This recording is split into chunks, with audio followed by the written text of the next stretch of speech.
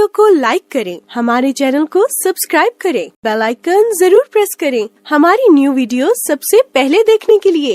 Subscribe करने के बाद ना घंटी बजा देना, ताकि जब भी मैं कोई न्यू वीडियो अपलोड करूं तो तुम्हारे फोन की घंटी भी बजे।